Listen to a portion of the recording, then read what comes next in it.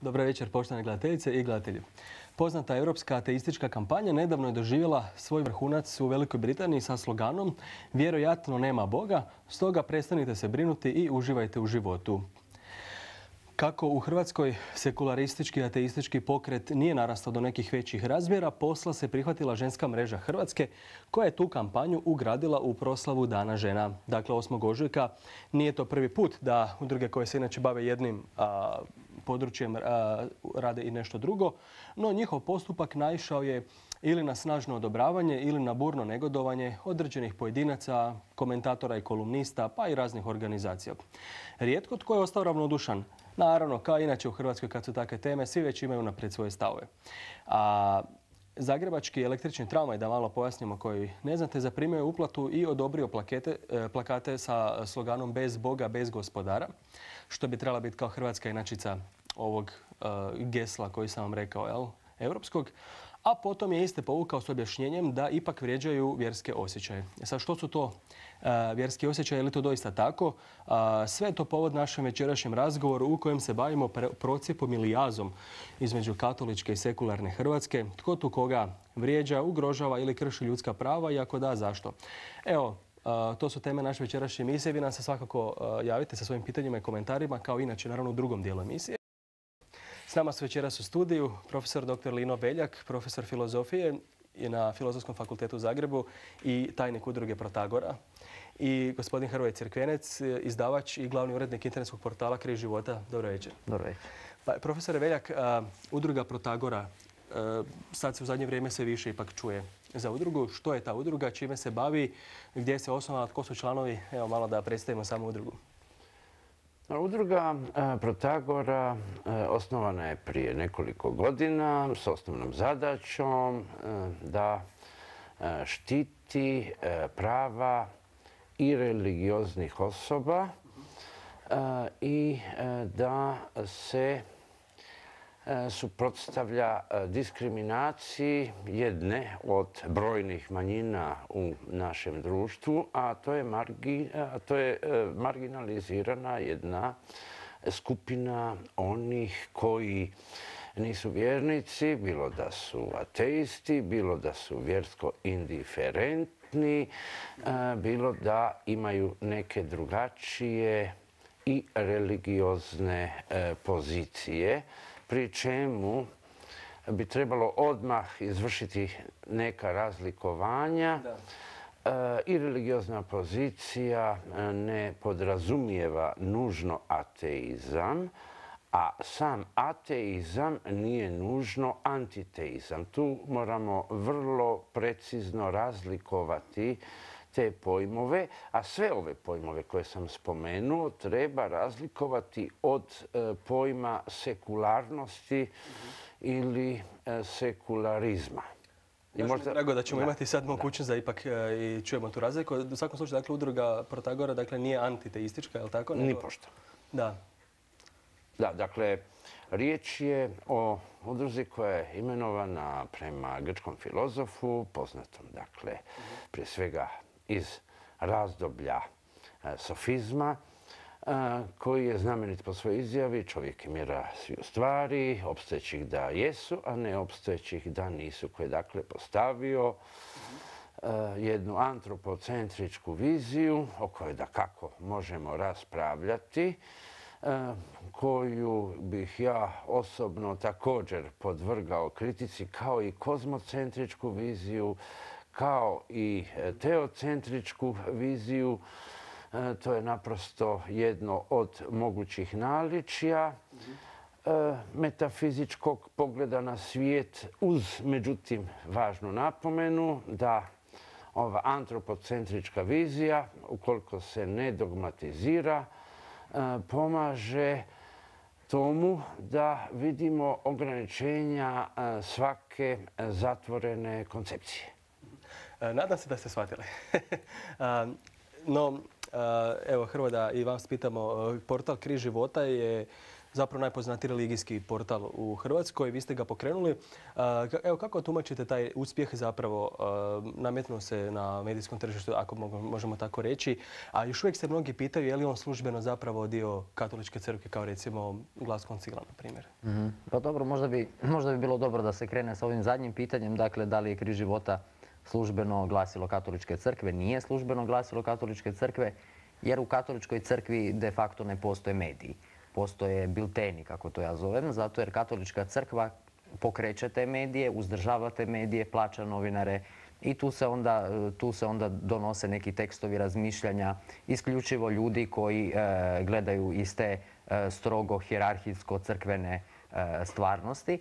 Dok na Križu života mi imamo mogućnost da se javljaju i vjernici koji su također dio crkve, posebno nakon Drugog Vatikanskog koncila, vrlo bitan dio crkve. A isto tako imamo mogućnost i otvoreni smo i prema svim drugim članovima drugih kršćanskih crkava ili vjerskih zajednica u Hrvatskoj, pa čak mogu reći da ima registriranih na Križu života koji se deklariraju kao agnostici ateisti.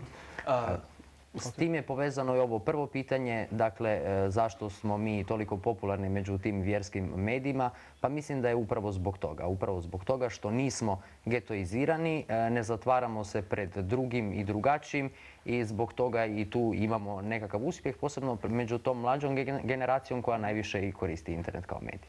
Da, rekli bismo ovako, ima milijardu katolika u cijelom svijetu i naravno da niko ne može vjerovati da se svih njih milijardu u svemu slažu. A što to zapravo onda znači da se unutar samog katoličkog puka, da tako kažem, može voditi jedna kvalitetna i tolerantna rasprava, iako znamo da su za katolike neke vjerske dogme, poput recimo nepogrešivosti pape, neupitne, ali ipak se, na čemu se onda zapravo, pitamo se, temelji unutar dakle katoličkog puka, da tako kažem, među katolicima, na čemu se temelji mogućnost zapravo kvalitetnog jednog dijaloga i debate? Pa to ovisi najviše o pojedincima, dakle o samim ljudima koji su i hijerarhijski bitni, ali i među pojedincima, dakle u samoj toj vjerničkoj strukturi, dakle tog laikata u crkvi. Dakle, koliko su oni otvoreni na dijalog, koliko su oni spremni na dijalog, jer dijalog ipak zahtijeva i određenu vrstu odgovornosti. Ne može se ulaziti u dijalog sa isključivim stavovima, uvijek se treba ulaziti u dijalog da se čuje i drugo mišljenje, a ne da se samo govori. To su sve neke pretpostavke dijaloga koje se onda trebaju poštivati da bi do dijaloga došlo. Sad, velim, to uvijek ovisi o pojedincima, tako da, kao što ste rekli, katolička crkva ima jako puno vjernika, pa onda je tu i moguće napraviti nekakve dijaloge jer se nađu ti pojedinci koji su na to spremni. Da. Udruga Protagora je podržala, dakle, javno žensku mrežu u kampanji Bez Boga, bez gospodara. Neki su rekli da takva poruka je antiteistička. Što mislite? Dakle, držim da ta poruka ne može biti čitana kao antiteistička. Ona bi mogla biti protumačena kao antiteistička da je u njoj bilo izravno implicirano ili izravno rečeno da ljudi koji vjeruju u Boga nisu ljudi ili su niža vrsta ljudskih bića ili zaslužuju prezir ili zaslužuju izrugivanje. Iz ove varijante doslovne, dakle bez Boga, bez gospodara, ne može se, sasvim sam siguran, pročitati ništa uvredljivo za vjernike. To je, dakle, propagiranje jednog pogleda na svijet koji odbacuje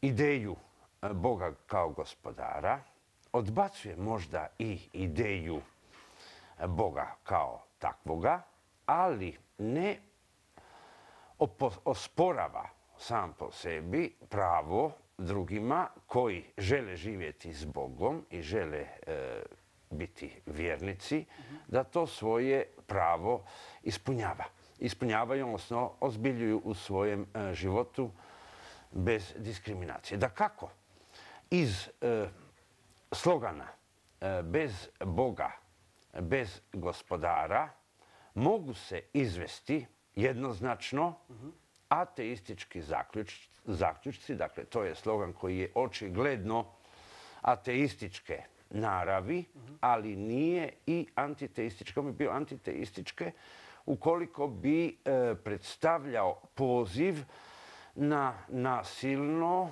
onemogućavanje vjerovanja bilo kojeg teističkog tipa, bilo da je riječ o nasilju fizičkom, političkom, policijskom, parapolicijskom i tomu slično, ili nasilju duhovnom, psihičkom i tomu slično. Mislim da u ovom konkretnom sloganu, a u okolnostima u kojima je on izložen, nema elemenata takvog poziva na nasilje ili na diskriminaciju vjerujućih. Samo da kažem, ja bih molio režiju. Vidjet ćemo sada fotografije sa prosvjeda koje je ženska mreža organizirala za Dan žena, dakle 8. ožujka. Na njemu su se pojavili neki drugi slogani, pa evo da malo njih prokomentiramo. Evo, ovo je recimo crkva bez politike, država bez propovjedi. Naime, htio sam da baš pogledamo ove fotografije jer mislim da u medijima nije bilo to toliko zastupljeno, a mislim da je ovo zapravo prvi put da smo imali jedan ovako skup većih malo, tako da kažemo, razmjera koji je bio direktno, ajmo reći, ateistički, da sad ne moramo možda baš reći antiteistički. Evo, vidjet ćete sad još neke, pa evo recimo ovdje se javljaju. Evo ovdje isti ovaj bez Boga, evo, protiv patrijarhata, protiv kapitalizma. Skup se održao, kao što vidimo, dakle, na Kaptolu, ispred katedrale. I prošao je relativno, dakle, odnosno sasvim mirno, što mu trebamo naglasiti. Evo, više igrališta, manje svetilišta, ovo je aluzija na Travno i ono igralište za djecu gdje se trebala crkva graditi i tako. Evo, možete Hrvoje sad malo prokomentirati. Pa dobro, ja bih rekao da meni se nekako čini da se moglo možda u toj kampanji izreći nekakva možda i blaža verzija. Ovo baš bez Boga, bez gospodara možda zvuči i malo meni nekako daje nekakvu tu konotaciju da je nekakva se željela poslati politička poruka, a to je upravo to što je bilo rečeno na onom plakatu, dakle, crkva bez politike, politika bez, ne znam kako je točno glasila, ali, dakle, oslobađanje od te nekakve utjecaja crkve na politiku, možda je i to bio nekakav cilj. Ali na kraju krajeva, mislim da ta poruka bez Boga, bez gospodara i ne bi smjela biti toliko opasna jer vjernici preko javnih glasilima govore neka svoja vjerovanja. Tako je i u tom geslu su ateisti izrekli svoje vjerovanje, odnosno nekakav svoj stav, kao što i vjernici ističu da je Bog stvorio sve ljude i mislim glupo je da neko u društvu sada govori sad oni nas diskriminiraju zato jer oni ne znam to vjeruju. Tako da je samo geslo ne bi smatrao, ne vidim to kao nekakav veliki problem.